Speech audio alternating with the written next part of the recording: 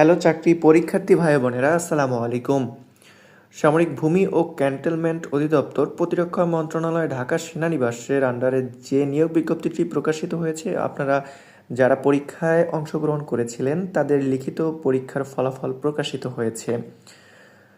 কি কি পদের জন্য লিখিত পরীক্ষার ফলাফল প্রকাশিত হয়েছে আমি উল্লেখ করে দিচ্ছি। ক্যাশিয়ার, ষাট মুদ্রাক্ষরিক কাম কম্পিউটার অপারেটর, এমই ওভারসিয়ার, চেইনম্যান ও অফিস সহায়ক পদে লিখিত পরীক্ষার ফলাফল প্রকাশিত হয়েছে, যেখানে যথাক্রমে 6 জন, 22 জন, 3 জন, 5 জন এবং 49 জন, টোটাল 85 জনের প্রার্থীদের এখানে উত্তীর্ণ হয়েছেন।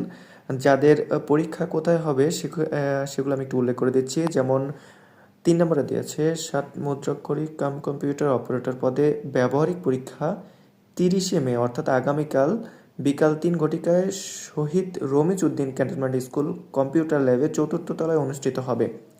ব্যবহারিক পরীক্ষায় সামরিক ভূমি ও ক্যান্টনমেন্ট অধিদপ্তরের কর্মকর্তা কর্মচারী নিয়োগ বিধি 2020-এর তফসিল 3 অনুযায়ী যারা উত্তীর্ণ হবেন তারাই মৌখিক পরীক্ষার জন্য নির্বাচিত হবেন।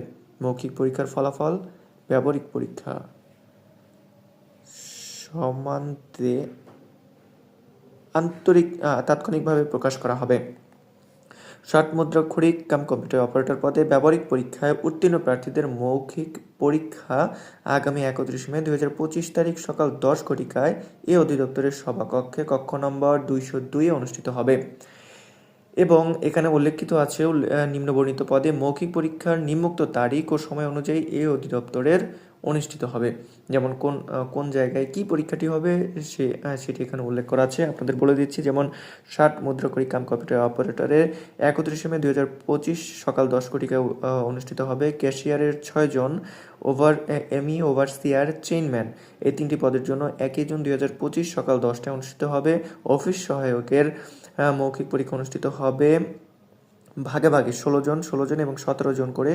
16 জন হবে 2 জুন 2025 সকাল 10টায়, পরবর্তী 16 জন হবে 3 জুন 2025 সকাল 10টায় এবং পরবর্তী 17 জন হবে 4 জুন 2025 সকাল 10 ঘটিকার সময়।